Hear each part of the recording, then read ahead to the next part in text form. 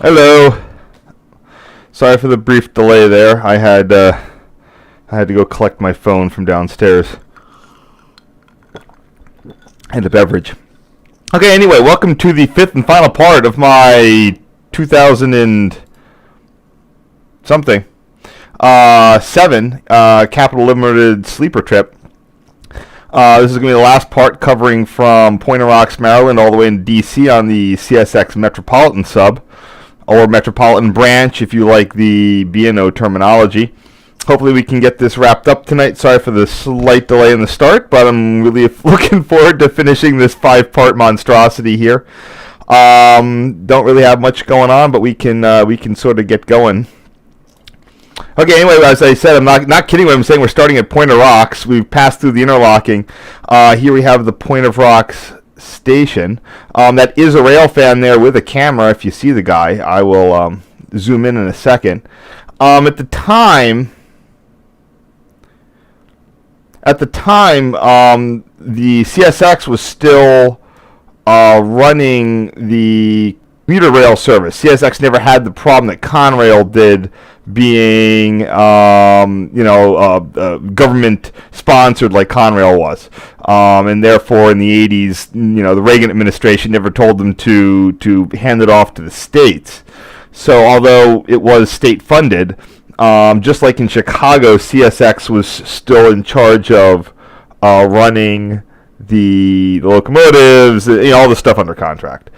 Later, the CSX would then decide they did not want this business, and they put it out to bid. Bombardier took it up for some number of years. I guess that's Alstom now. I don't know if they're still doing that.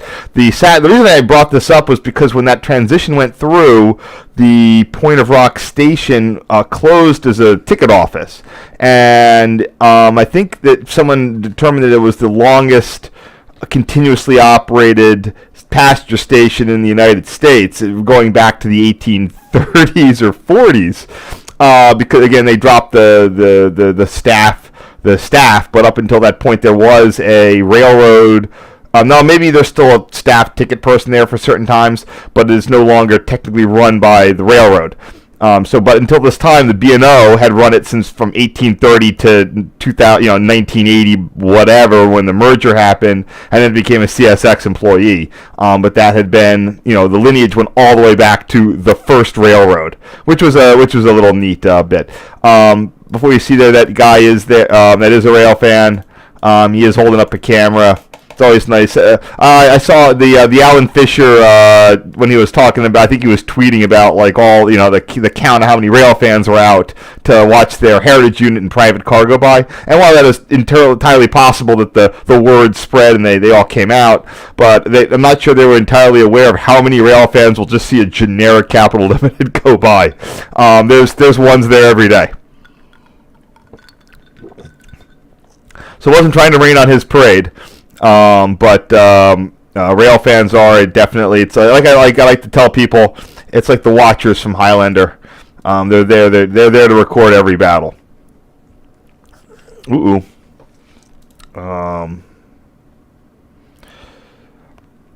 Today I was up at New Brunswick doing some crazy stuff. Had some friends there. And I just took some time. Literally went up, saw some really crazy stuff during the peak time, and got a piece of pizza. Had the pizza dinner with them, came back. One situation where there was a NJT rolled in, followed by a southbound Amtrak. Again, with a top 125, and then a second later another one in the opposite direction. And then there I was trying to get stills when I really should have had that on video. All right, let me just check to make sure. Where was I?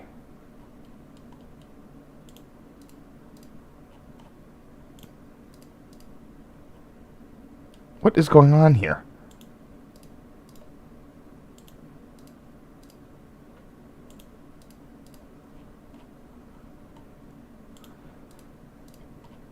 Okay, there it is. Looks good.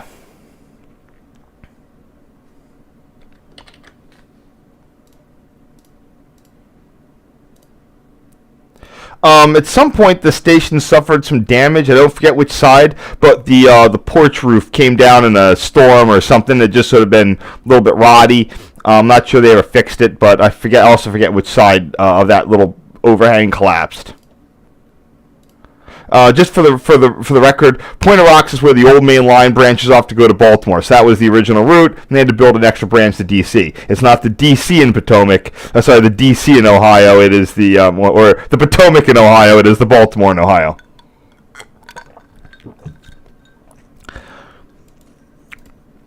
What was probably a single interlocking back in the day is now 3 separate ones. The first one is Pointer Rocks, and then this one on the Met branch is East Rocks. This had been recently restored. I'm not 100% sure, but I heard something about this part of the Y had to be restored in some way for Mark Frederick's service, which had been ongoing for a number of years at this point.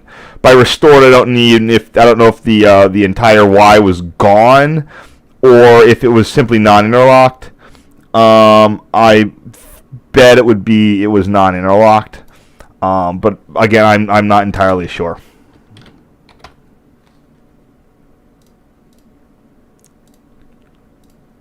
But that had been done for a number of years.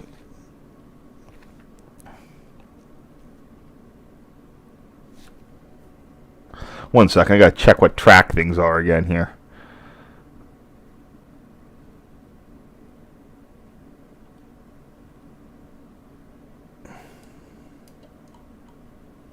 Track 1.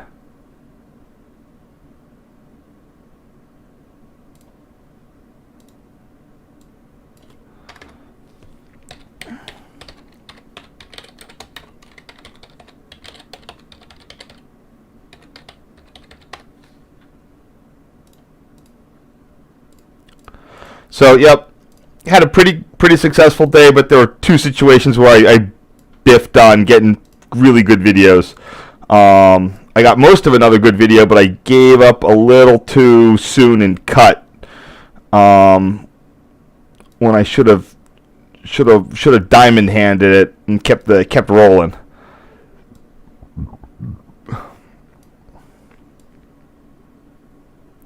And then here we have the westbound signals for East Rock. Remember, the Met sub is the diverging route, even though it has way more tonnage. The old main line is considered the straight route, so both of these are not quite full CPLs. They can do everything except do a full clear, which is actually an interesting thing that these can display every signal on the CSX rulebook except clear.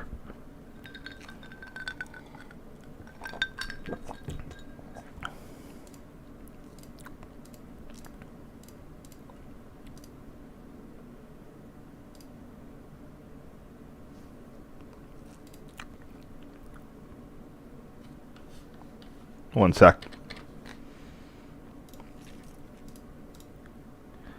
But I'm not suggesting that these do display every signal in the rulebook, but they could if they wanted to, except clear.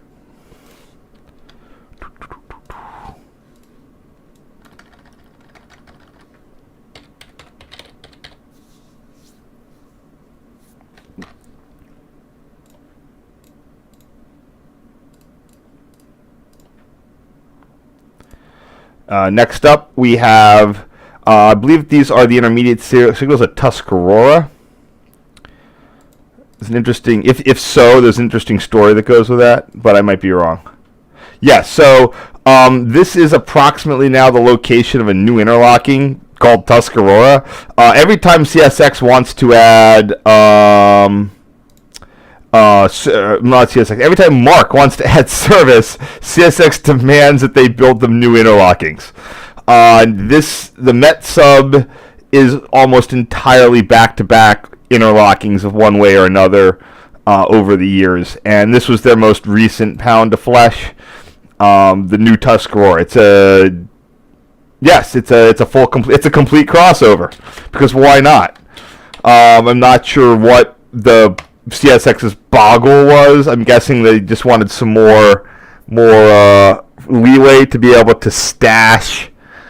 Not say a Mark train, but I'm betting what they wanted was to be able to stash a freight train holding short of Pointer Rocks, and this allows them to stash a train on either track and have a marked train run around it to get to Pointer before you get to Pointer Rocks. So that's the dispatching flexibility I'm betting that they wanted. If there was something that was going to tie up the junction or tie up getting into the Brunswick Yard, the dispatcher can park a train here. It's like that thing in Pac-Man where you can hide your Pac-Man guy and then go get coffee. There's places that the ghosts can't get you.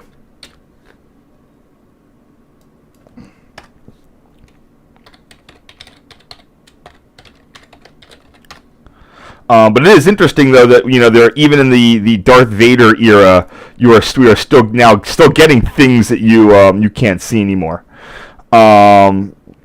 The interesting bits on these is because the signal distance between East Rocks and Pointer Rocks, you can get a slow speed signal there, and that's why these are equipped to display your medium speed guy, or you can do yellow over red over green, approach slow.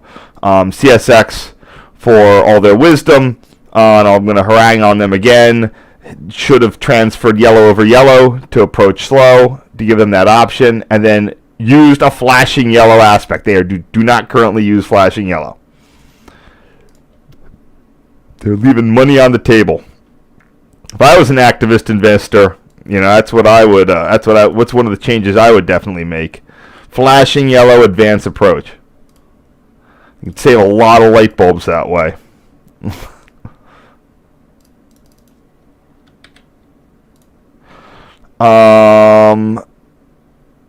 This has a name. Let's check this out real fast.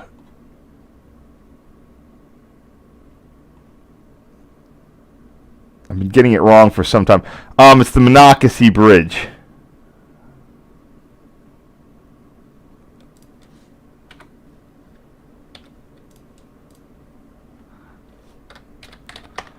I think it's over the Monocacy Creek. That might be something that eventually goes near the Antietam battlefield. That's where kind of where we are.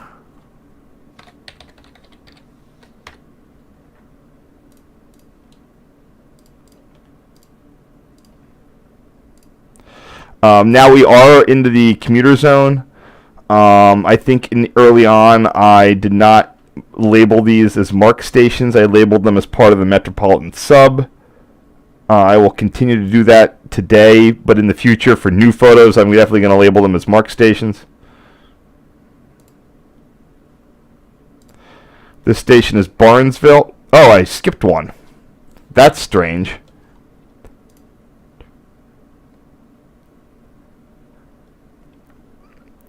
This is Dickerson. One of these in here has like no ridership. I'm not entirely sure which one it is. Let's find out.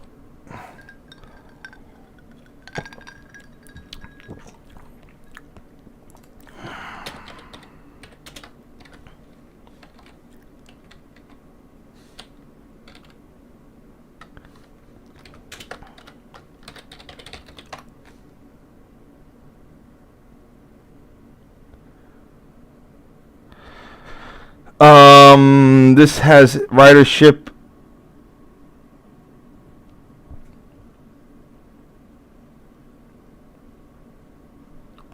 One of these stations has like absolutely no ridership.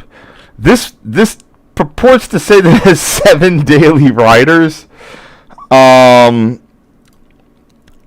which would be absolutely insane. Let's compare that to Jessup, which is 1 daily rider as of 2018. Yeah, there are some really low ridership stations out there.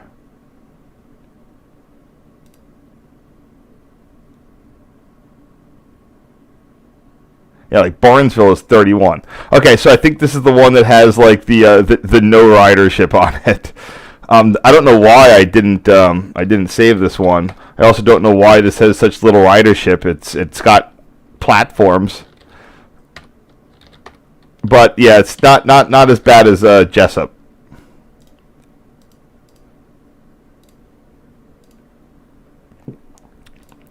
It's milepost 35.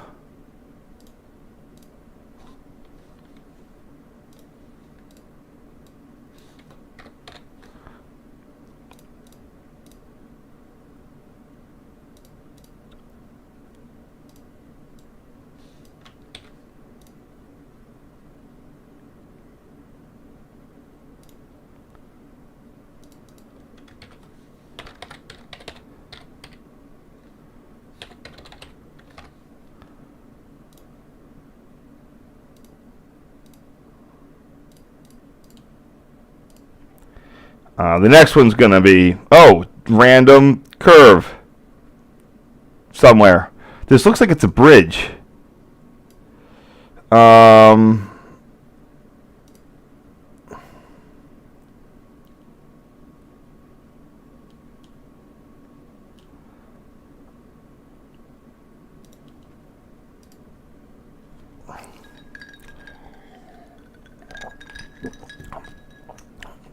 crap. One of those things I forgot to load when I was getting my beverage. There it goes.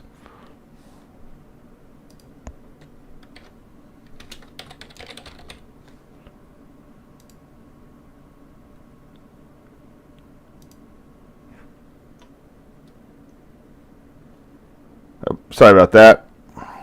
There it goes. Let's see.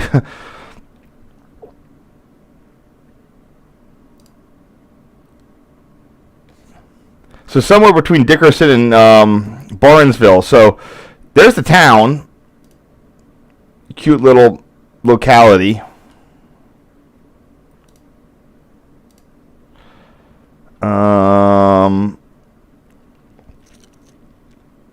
Let's see what its population is. That might explain some of the low ridership. 1,000 people. I mean, okay, that's nice. 7 of them go to D.C. But what I want to do is figure out where this creek is and get its milepost. It looks like it's right there. There it is. There's the viaduct right there.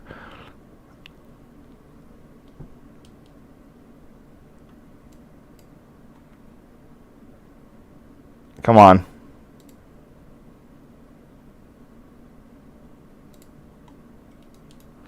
All right, well, that writes itself.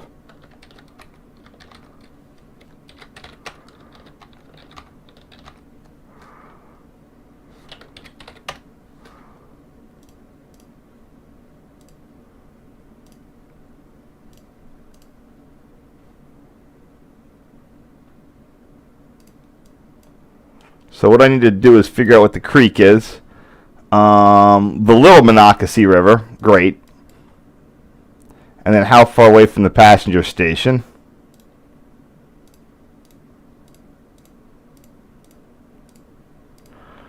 .26, so about half a mile. So 35.5, it's going to be about 35.0.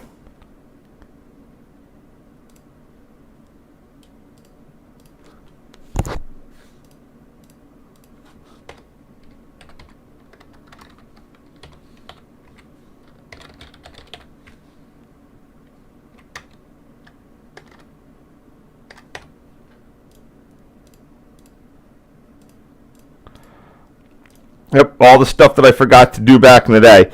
I don't know why this is like I have so many like lack of. I seem to have cut a lot of things here. So this is Barnesville number 1 and Barnesville number 2. Because this was re-signaled in here after the delay and block rule. CSX relocated the signal mast so that they would avoid the delay and block rule. That's the thing where if you're between a distant signal and the interlocking, you have to travel at reduced speeds until the interlocking becomes invisible. This is a little because of the Mark Silver Spring accident where they forgot they're on approach. So one of the modifications that went on before the PTC, although I still don't know if FRA has granted relief on this because of PTC, is they went around and put the signals beyond the end of the platform, so the delay and block rule for passenger stations would no longer apply.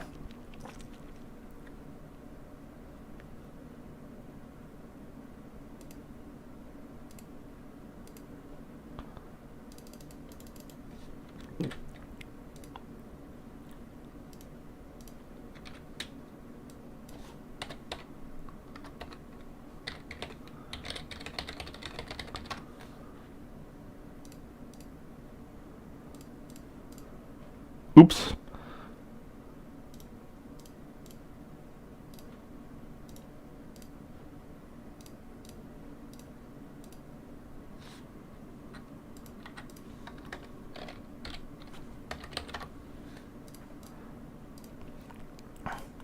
Now here is the Barnesville station. I think that there's actually an underpass here. I saw it on one of those like forgotten websites. This used to have some kind of like stairway underpass, or one of these stations did. It's either Dickerson or this one. It's been closed off. It's sort of like how Elkridge, which was replaced by Dorsey, still has an underpass that's been caged off. It's used by feral cats now. Someone feeds them there.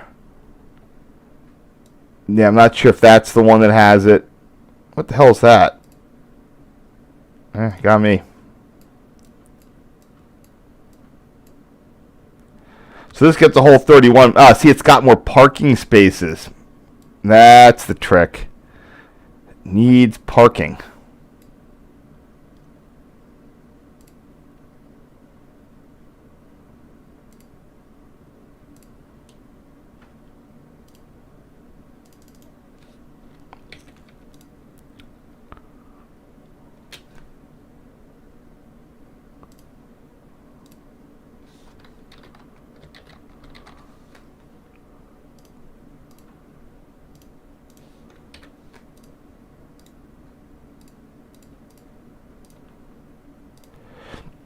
And then we have Barnesville number 2.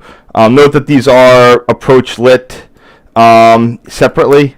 Usually CSX will have everything light up at the same time, but because they're in different physical locations, only one of them is lighting up at a time. Union Pacific does this as a matter of course for its signaling, for its approach lighting. If a train's on track 1, it only lights up signals on track 1. You can run into problems like that, like if you have a bracket mast or something. But those are also kind of, going the way. So.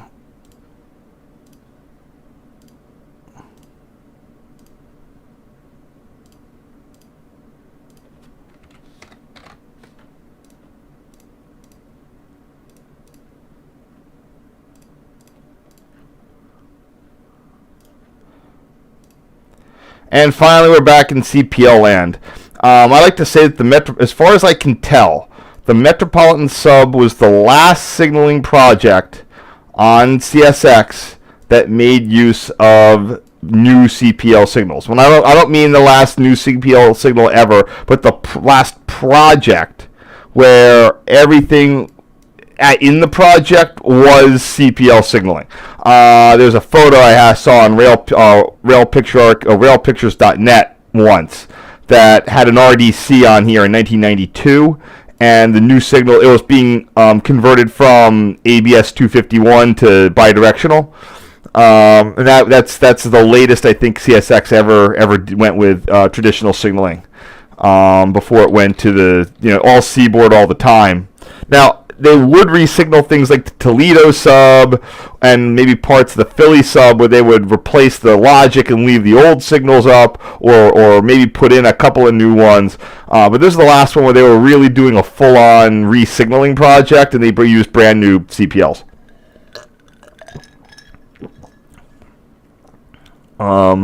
This is also one of the interlockings that was installed for the initial expansion of MARC service, up from just like again when they went to in the 80s and up in the early 90s, they just had like 5 trains a day or something very little.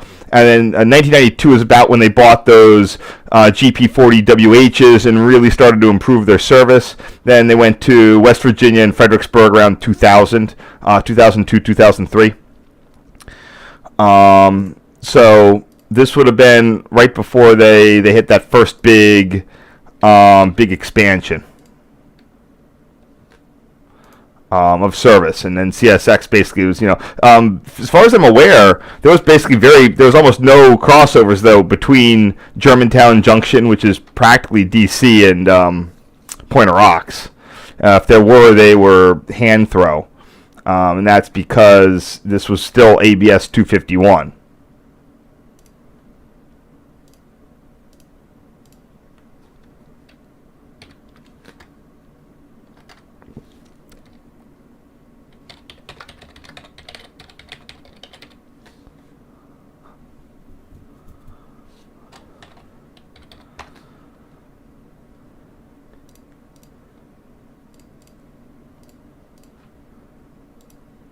And here we have the interlocking. So this is a Buck. If you didn't hear, this is a Buck Lodge interlocking. It would have been a previously it would probably just would have been an ABS signal location with the same name. A lot of when like just like with Tuscarora, when CSX demands new interlockings, they tend to keep the name of the old automatic that's getting turned into a brand new a crossover. So there's another one in here that I missed. It's called Pepco. That's the junction that got coal trains out to a power plant. There's also a single trailing point crossover there, if I can remember right. So here we have East Rocks, Tuscarora. That's now a crossover. Pepco. That's another power crossover. Barnesville's an automatic. Now we're at Buck Lodge, another cross. That's, so as you can see, there's one intermediate in 4 interlockings.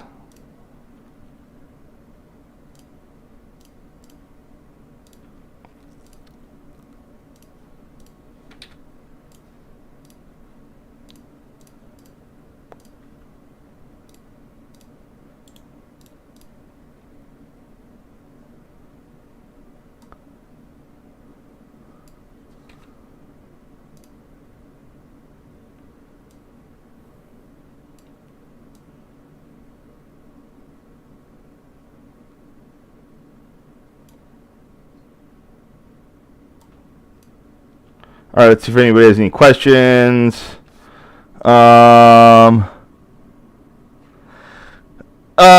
Least used, like it might be the whole country.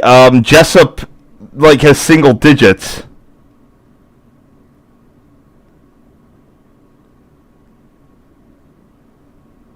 So, with PTC, the thing is that I'm pretty sure the FRA just likes having, I call it sort of shadow, I mentioned this before, it's sort of a shadow regulation, where they don't, they basically repealed nothing, and railroads still have to go through them for a case-by-case basis. It's kind of like the HOA method of regulation, where there's nothing, you don't get to do anything by right. You have to go pretty much, everything has to go through to get individualized approvals.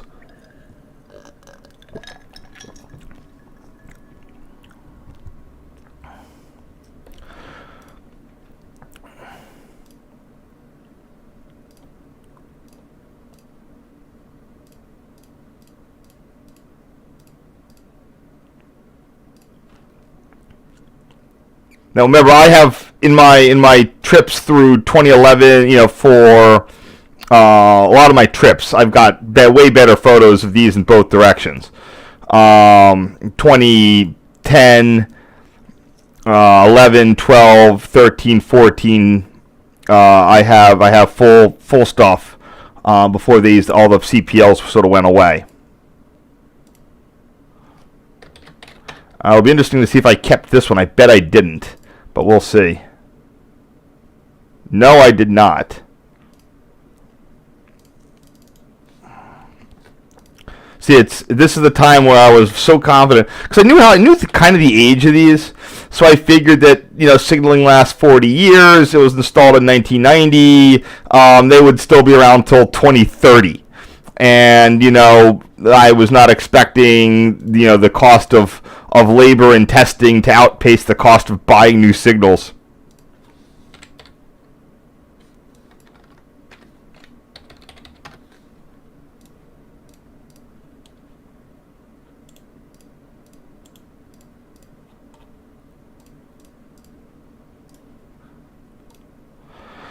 Here we have 2 intermediates known as Seneca Fill. Note that they still have G boards on them for the grade signals. This is before, again, everybody went with restricted proceed. I don't know if CSX dumped all its G boards, but I wouldn't be surprised. These are certainly gone.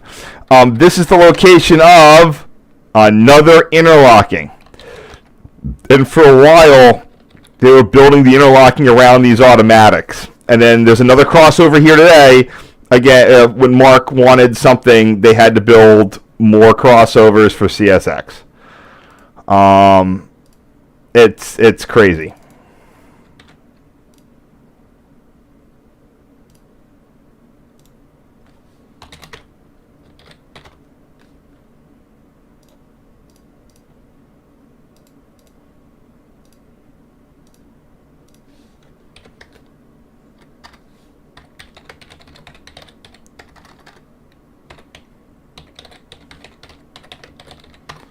The one on track 1 is showing an approach. That D there is for the delay and block rule. And everywhere you have push-pull operations, all distance signals have to be labeled with the letter D. The Ds are still there despite the PTC. So the CSX got rid of its G signs, but those Ds are still there. Next station is Germantown. Germantown is definitely not as quite as swanky as Potomac, but it is. Boyd's. Boyd's might be the one with the weird underpass.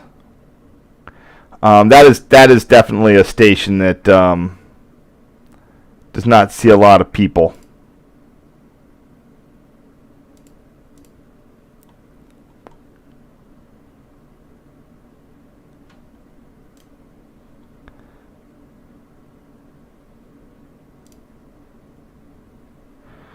This sees 9 daily people as of 2022.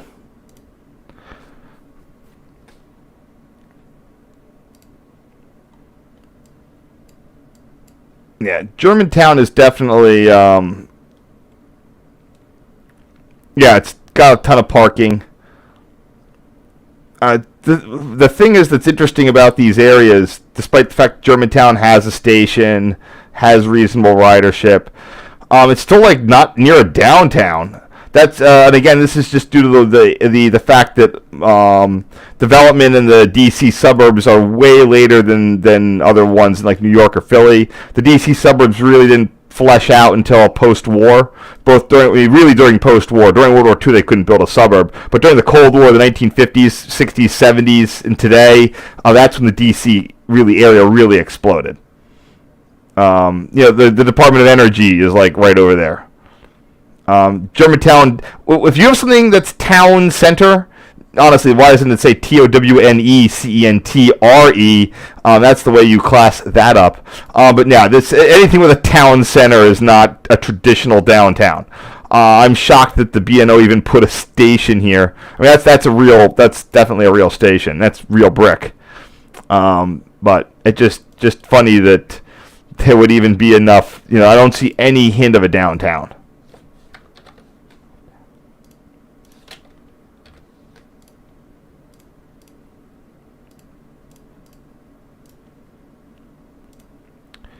Next bridge. I didn't even try to name it. All right, let's see if I can do better than this.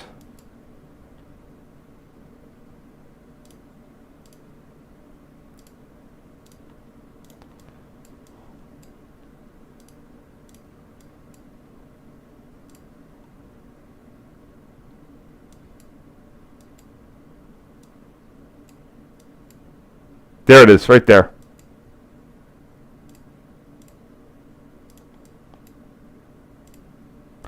One of the reasons I really do like Wikimapy is just this easy use of distance measuring. So it's 1.6 miles, and that's the creek is the Great Seneca Creek, Seneca.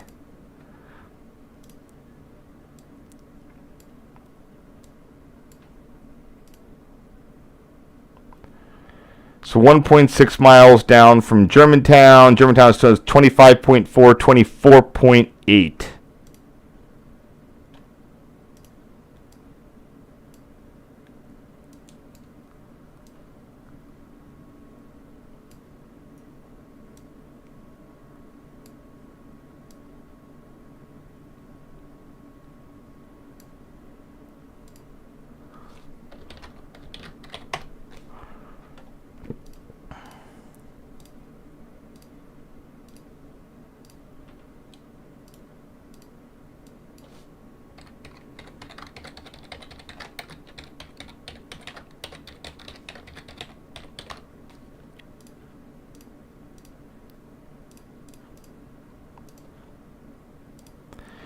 Next ones, I believe, are Seneca Fill. I guess they had to fill it in to get over the creek. I think that this is another interlocking now. So, I think I might have mixed one up. Barnesville. Okay, last one was Somerset. This is Clopper. This might also be another interlocking. I'm not entirely sure if this one is or is not. But one of these is. Either Clopper or Seneca Phil is currently a... They built another one in here.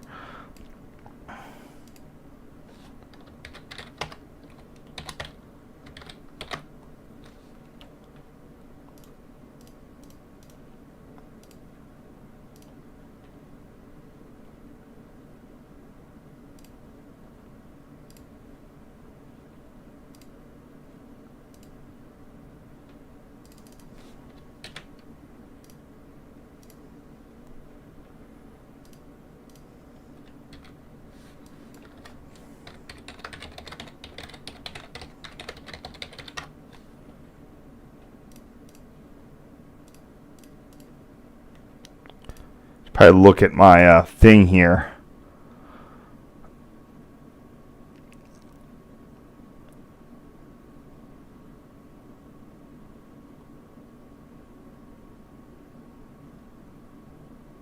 Looks okay.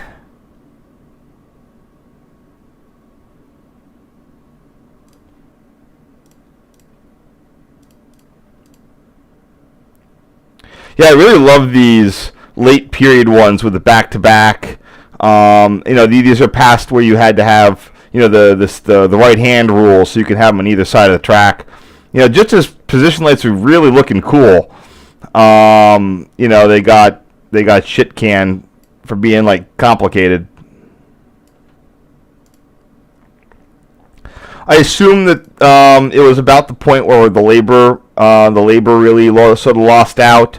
I'm betting that you had signal crews and stuff that sort of just had had more autonomy, and then about that time in the 90s where corporatization really took over, and some bean counters came in and basically told the independent signal guys to shove off and use a different thing.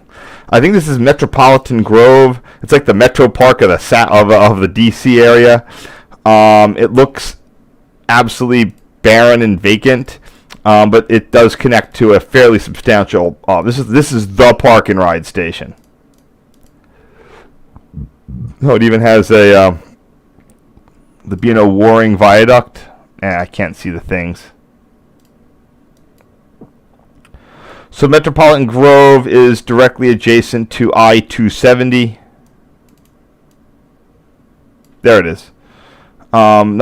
It's adjacent, but doesn't look like it's served very well. But they have reasonable amounts of parking.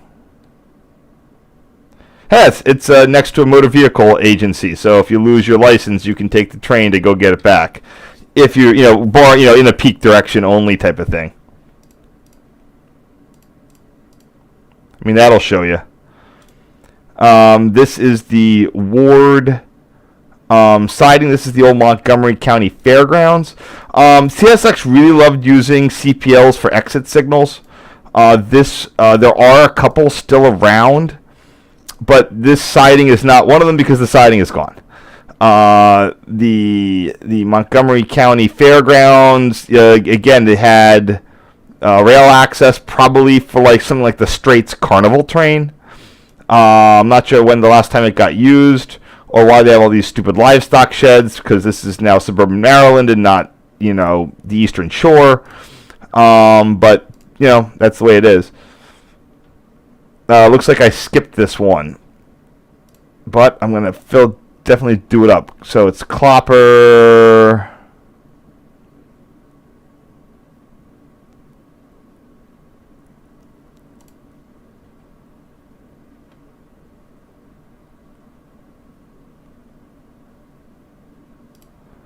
I need to get a, there's a lot of stuff I skipped. This is 22 point, what? 22.2, so I'm going to say 22.3.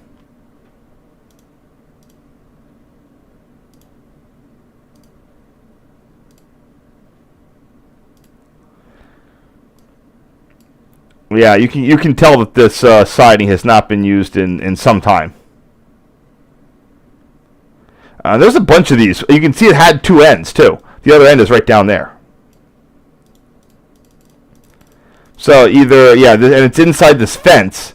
So again, it's definitely what I would expect to be used for, carnival-related attractions back when carnivals traveled by train.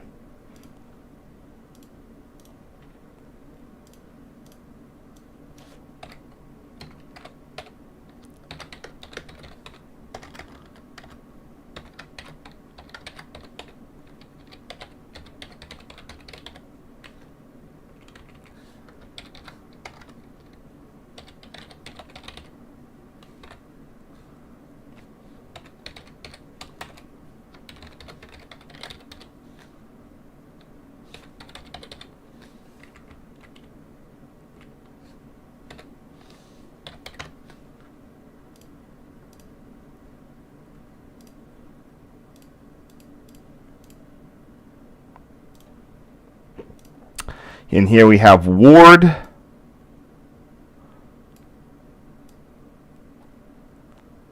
Yeah, it's nice how these names are all mysterious instead of just like the nearest road, which is typically what railroad location naming consists of.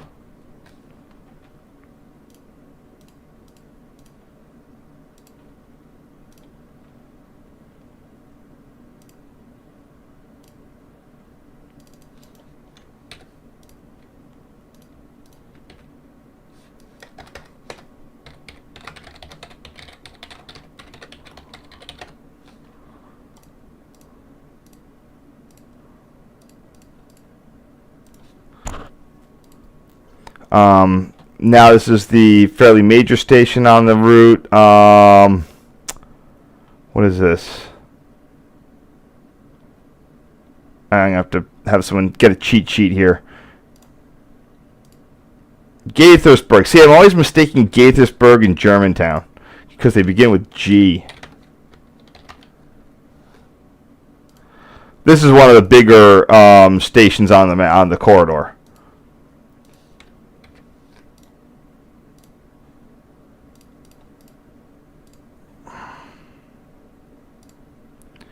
We had our little wiki page here.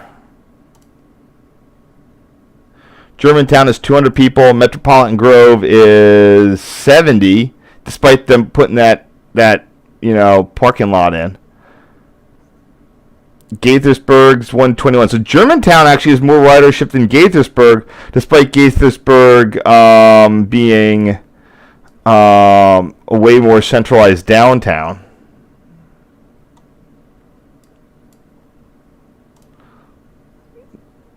There it is. Yeah, I mean, it's Shady Grove Metro. Oh, that's why I bet no one uses it. It's close to Shady Grove Metro, so they have to split. They're splitting their... yeah,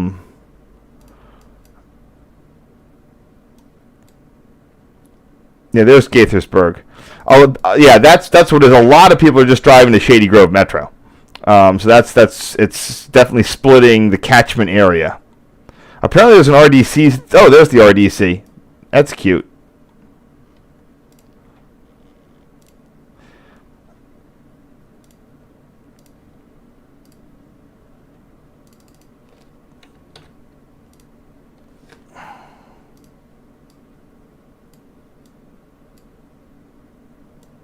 And it does not appear that the RDC is there yet. But if we go to the Wikipedia page, we'll be able to see when that arrived.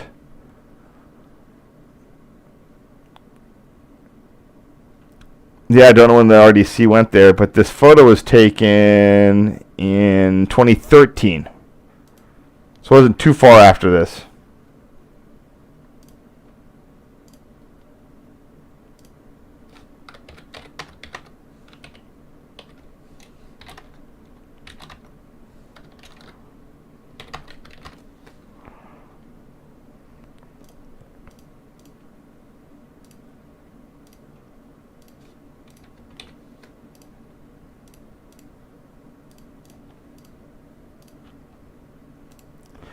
And here we have a nice cute little station, which is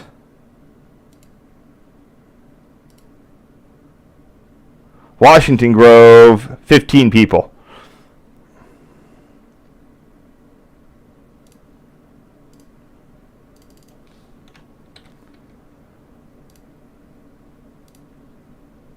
There's a guy there, but looks like he's got a bike, so I'm guessing he's just sort of hanging out.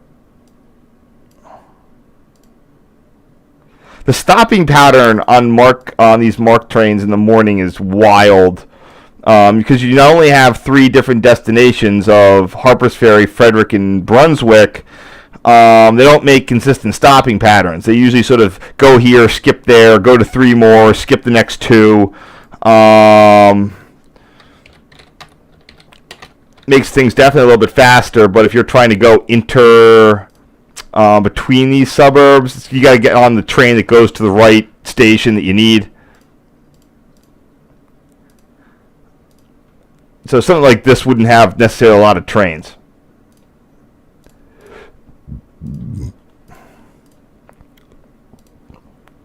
And finally, we're at Durwood.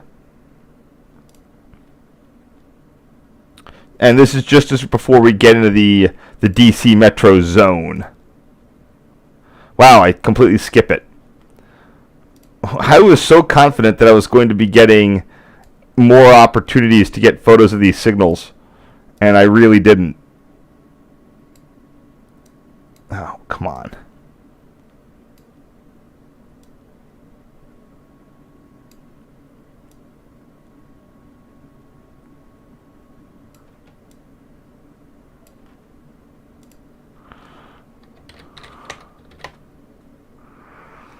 I can sort of see why, but it's still glad I can step up and recover all this stuff.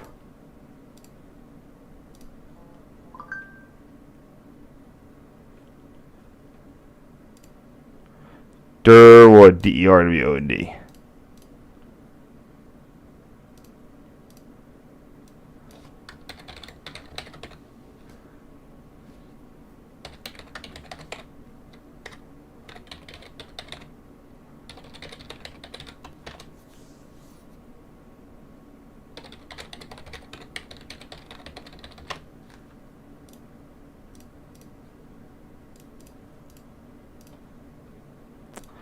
Well, that's it for this section.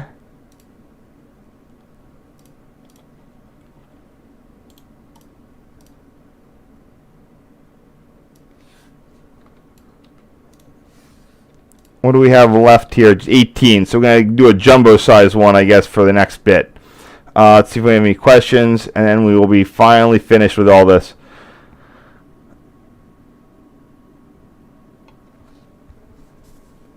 Yeah, they're definitely not trying to get local riders, but if it's a thing where you're like trying to get to, well, there's stuff in the DC area, like near Rockville. So if you're like going like Frederick to Rockville, or you want to go to Germantown to go to DOE from Frederick or West Virginia, that's where you're going to run into some issues. Because I saw that thing near Germantown where the Department of Energy is right there. Nothing's stopping people from commuting into that.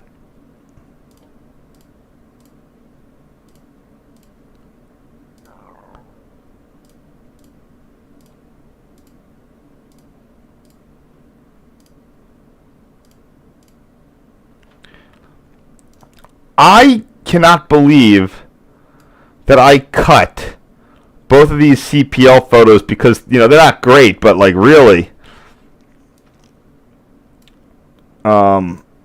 everything helps, especially in this direction.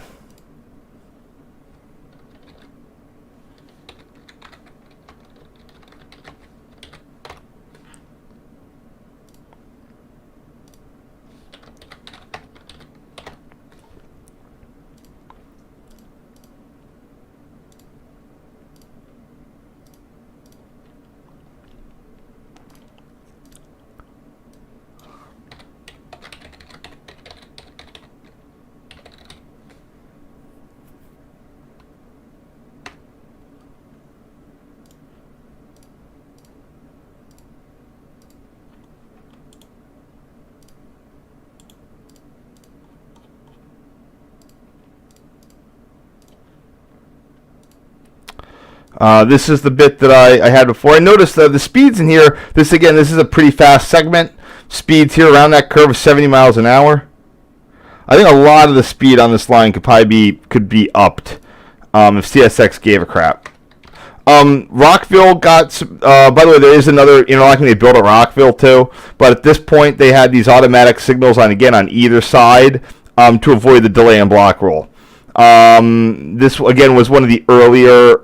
I do have photos on a previous trip of these being a CPL, and this is one of the first losses that we had. I came by and like, where's the CPL, and it's gone. So.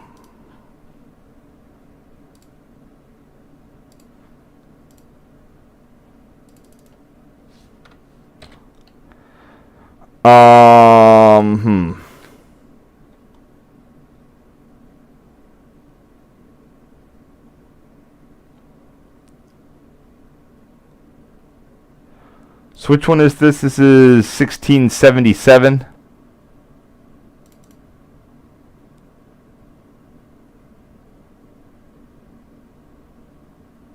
So there's a 16.7 Rockville and a 16.6. They're effectively kind of on, like, they don't do a weird approach slow kind of thing between them. If one's approach, they're both approach. If one's approach medium, they're both approach medium. That's what they do. They're purely it's almost like a repeater. All right.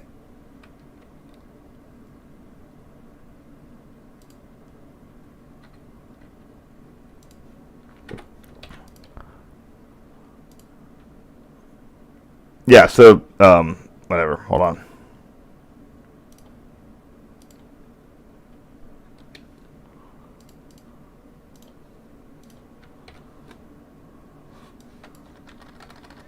Track 1.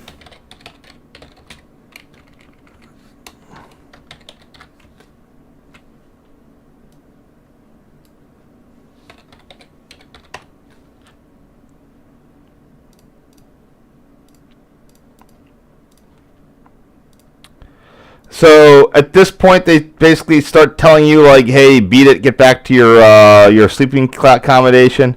So at this point, I have actually I've come down to the exit door with my friend. We're waiting as we pull into DC. So all of these are being shot now instead of the back. They're being shot through a side window on one of the superliners. Oops.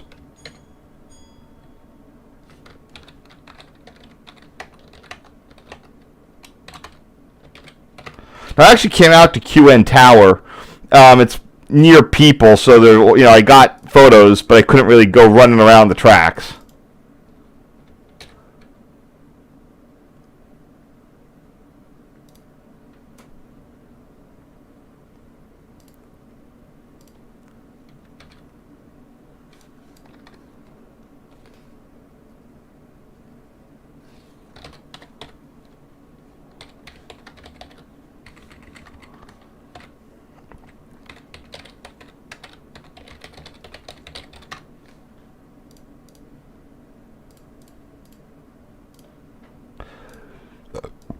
Oh, if you didn't notice there, this is back to back with the old F tower. So it's almost complete, but no restricting and no approach slow. You get medium approach slow, but no approach slow, which is weird. Oh, medium approach slow because you are diverging into the Union Terminal complex, and that's where you get an approach slow. Here we have the opposite direction where you have this is the standard one where you have a signal that supports medium approach medium, where you have these four orbitals to the left facing it. I was at New Brunswick, New Jersey today, and because of the layout going into the Jersey Avenue yard, that's a part of the NEC where you routinely see approach slow displayed.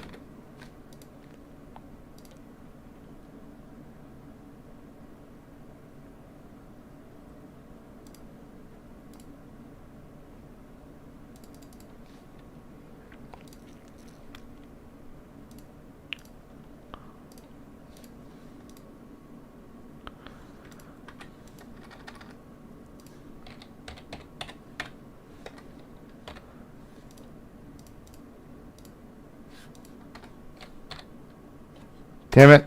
There we go. Track 1, CPL, mast, rear angle.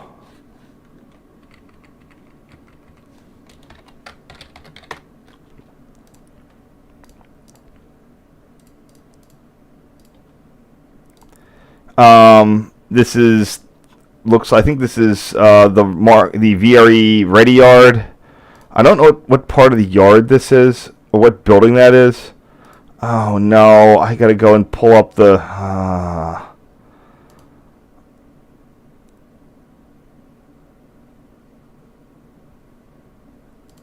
oh, do I have them up?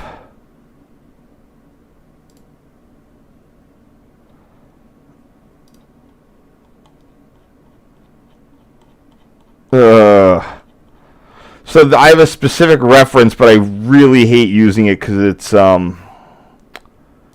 annoying. It's the I have a really good DC Union Station track chart, but it's divided into 6 separate PDFs, and it says someone didn't know how to make pages in their PDFs or whatever.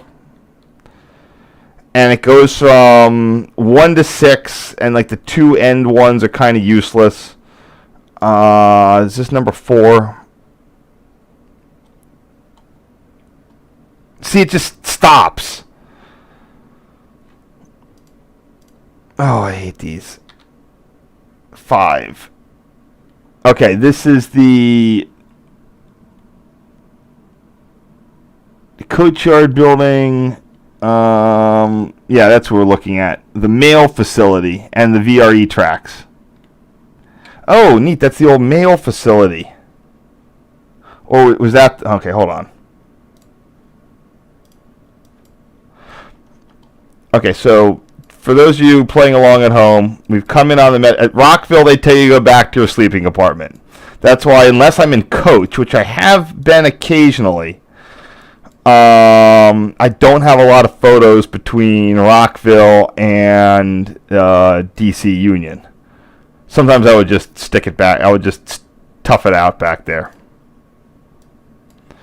So here we are coming on the QN Tower connection. QN Tower is up here. You get off of Rhode Island Ave. There's a bike path. You can go right down and get pictures. I don't know why you would anymore. But when the CPLs were there, that's where I got some of them. There's the DC Metro Yard. That's the mail facility, what used to be the mail facility. And that's the coach yard building.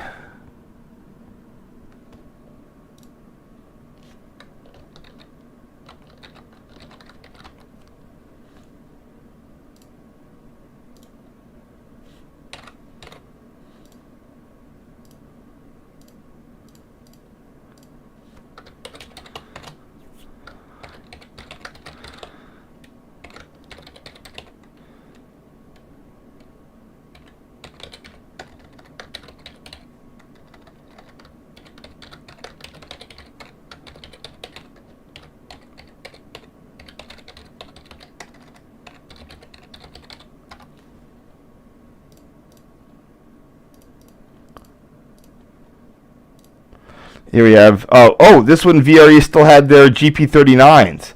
I think that these went to Tri-Rail. That's number VO3. The letter is part of the number. These would have then, these all got wiped out. These in the F40s got wiped out by their MP36 purchase.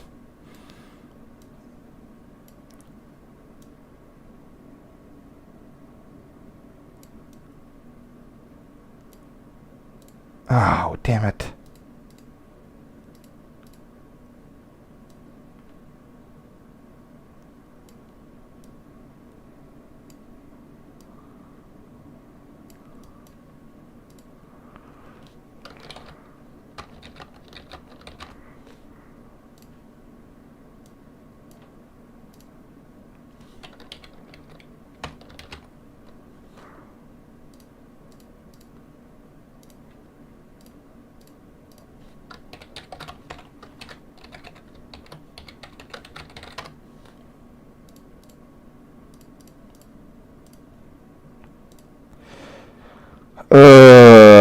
Unknown signal. So the two connecting tracks for I gotta open the other one. Here you go. The two connecting tracks for service are this one here on the far outer right there, and this one right there. And then they have you enter interlock territory at this signal. There and there. What I'm looking at here are the CPLs for yard CPLs, and I bet that's the 453 signal because they're on the have to be on the right hand side. So that looks like it's part of this track, but it would actually be on the other guy.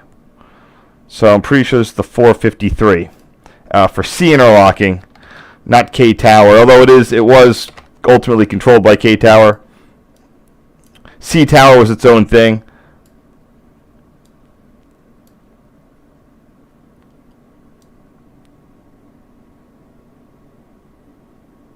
What did I say? The 453 signal.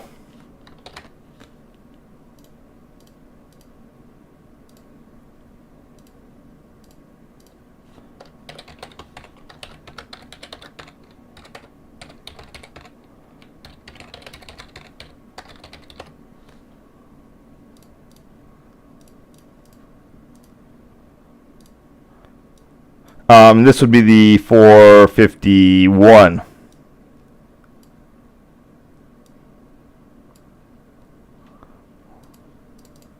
Yeah, I'm not going to include that other one back there. That's just too far gone.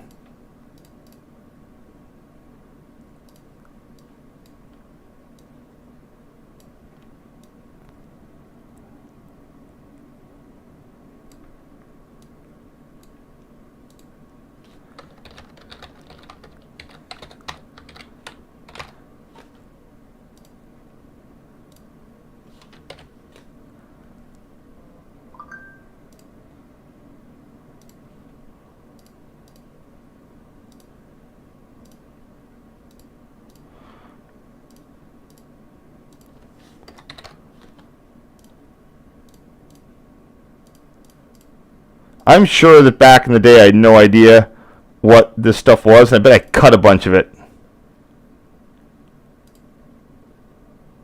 Yeah.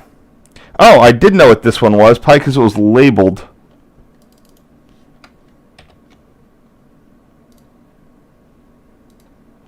Okay, I'll go with that label. A lot of these are getting repainted. DC Union is definitely going to be one of the last places with pneumatics. This, Penn Station, New York. I have no idea. Like a bunch of rapid, Path, pretty much. I just learned that Grundy interlocking on the NEC got converted to M3s yesterday. So it didn't get converted yesterday. It got converted at some point, but I found out about it yesterday.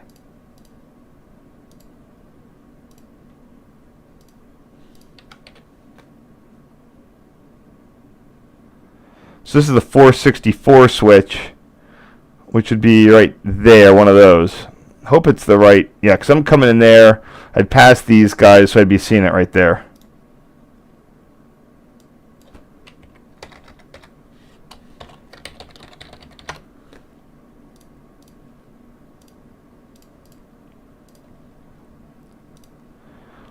You see that? Yeah, they do keep a pretty good job of these. Do a good job keeping them up to shape, up to snuff.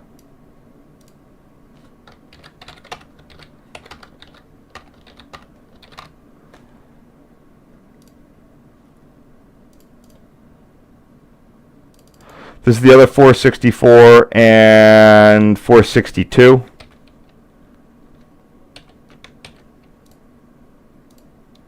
Oh, I think I had a paper diagram of DC of this somewhere.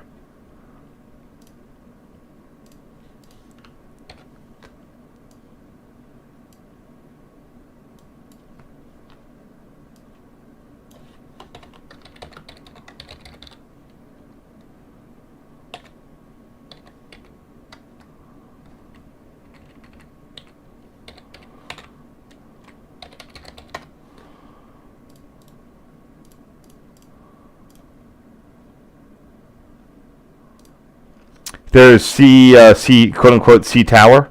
What's left of it? The original C Tower was really nice, beautiful. Like K. There's three towers: C, K, and A. A was was down at the Y, where the the lower level where it goes into the building. That vanished at some point. K Tower that you all know and love today.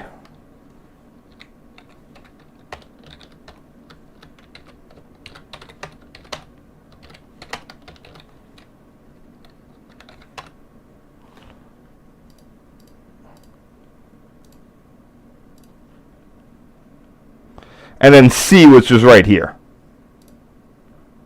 It had that weird, very narrow early 1900s look.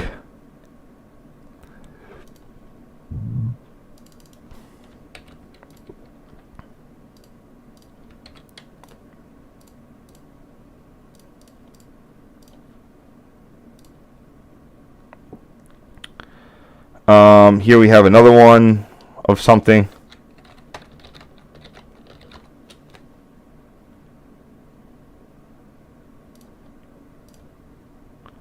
The 432.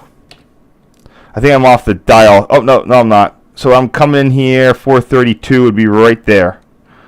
And I guess the other one, that point would be the 424. Is this right?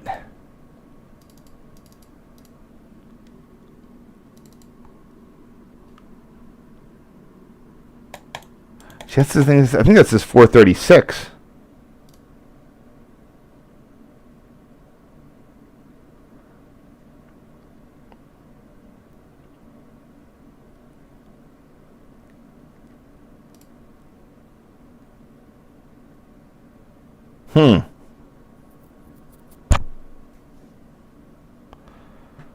Sort of set myself up with a mystery here.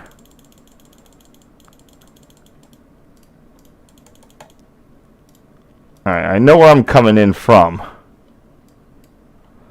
We've passed by... Oops, I'm going into Ivy City that way.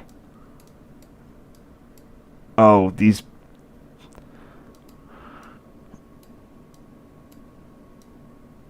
Yep, that's 434 and then the other one. Looks like 424.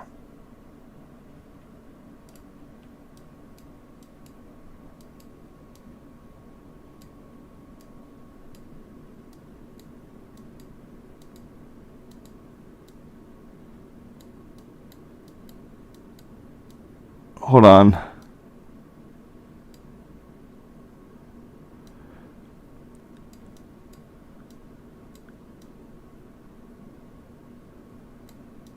Yeah, it's the end of the double slip and then the crossover.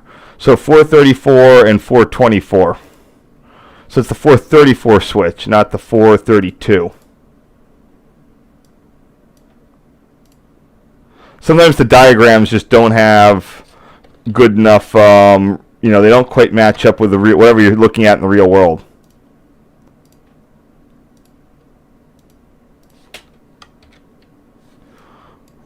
$434. Wait, that's 424. And the other one's 434.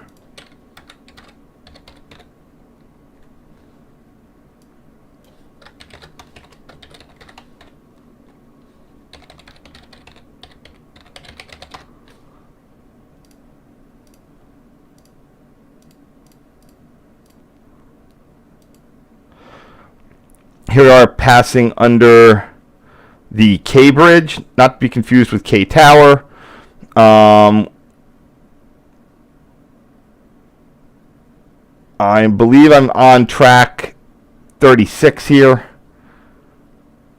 And I would be looking up to see the 403 and 405 signals.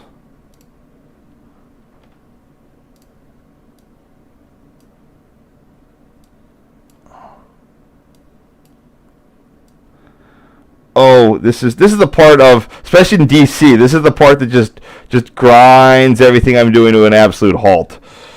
The 403 and 405.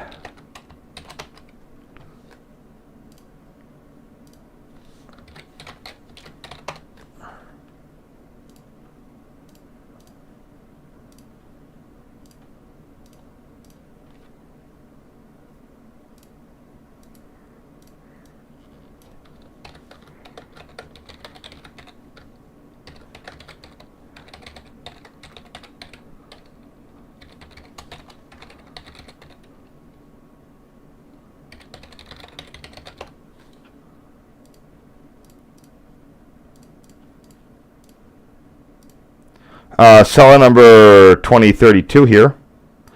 Don't have to go look up a diagram of that. Here's the neatest thing. This arch building right there was like a waste transfer facility. It used to be like an arena, for boxing and crap like that.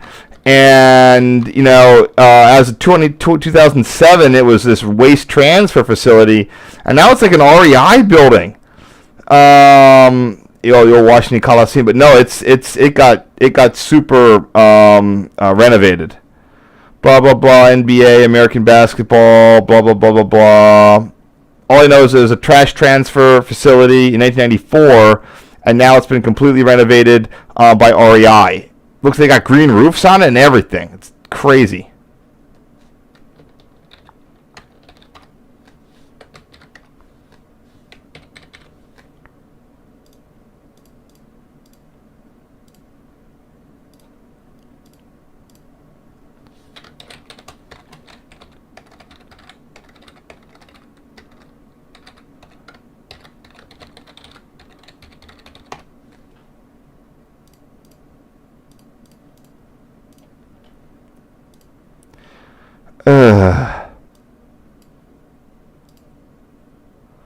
I have no idea which ones these are. There's there's that. The 328 switch. Okay, I'm going to take my word for it.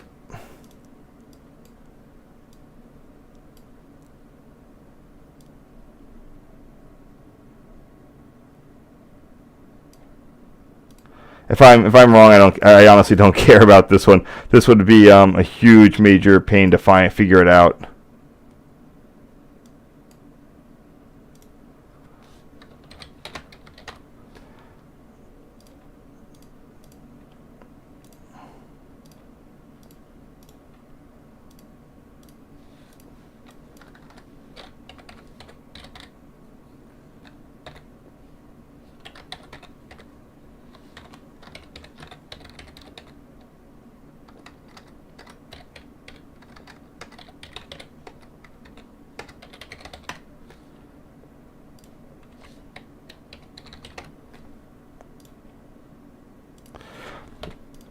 The sad part is that it's now easier to take these like good photos from the side window of K with like my phone. So I'm like waiting by the door in a MARC train, and I'll snap a bunch of these, and then like, oh no, now I have to go and label them.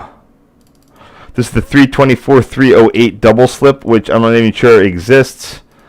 Open Washington number 3.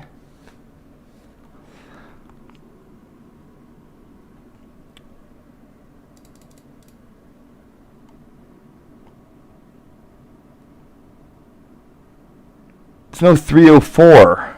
Wait, what did I put it as? No. 324-308.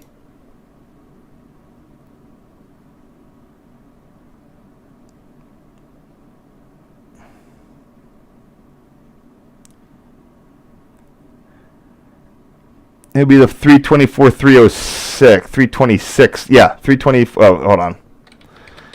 All right, I know which one it is now.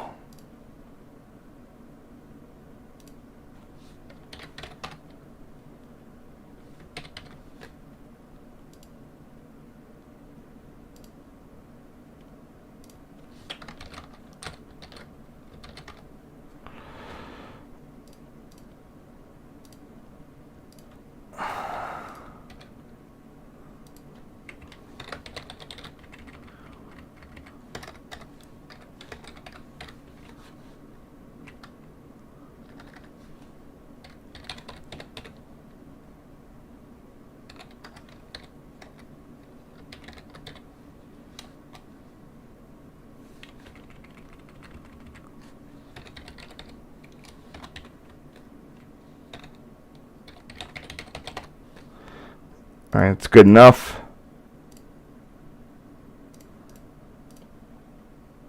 Two more. Let's hope I labeled them properly. The 332, 324 double slip. It's just, which order are we going in? That doesn't exist.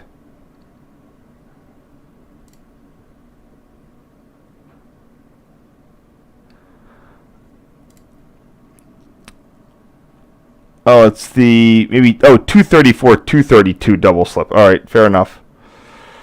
Oh, there's the old REA building. Amtrak used to have some office. I think they still have some offices in it. Yeah, they do.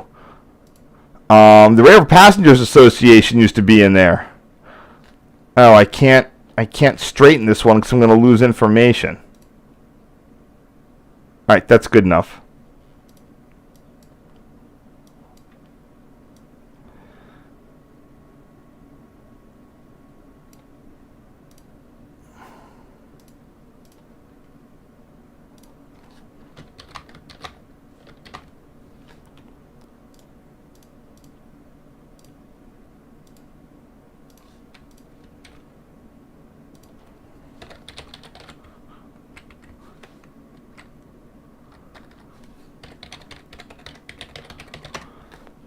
Okay, I did say 232, 234. All right, that's good.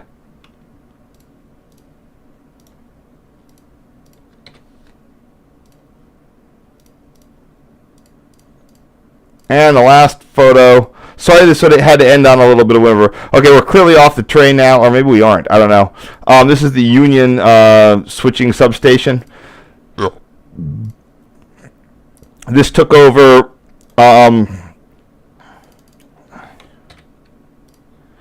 So, Amtrak used to have a substation south of D.C. called Capital South.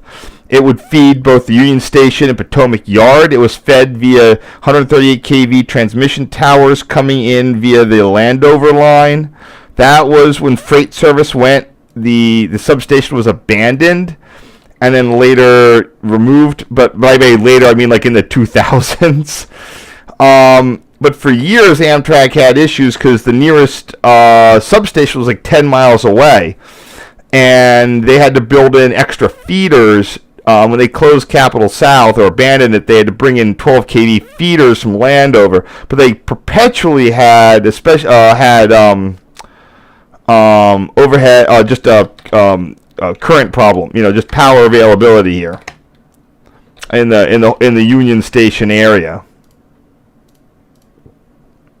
And eventually, that's why they built Ivy City Substation.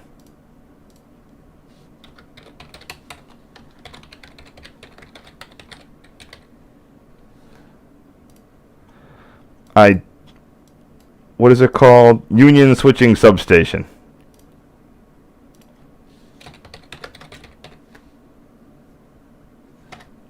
Probably the first photo I ever have of it, so I can just do it up. A lot of the original 1930s equipment is still in there. I think the wires got down to DC around 1930, 33, I think. Well, that's it, and I want to thank all of you for joining me. Now, before we go, I did want to close that one last thread. There's the REA building, Union Station. Amtrak used to actually have its offices right in there, but they moved because I don't know why. They're more expensive rent. Capital South, man, the Capitol's just exploded. I can show you where it is.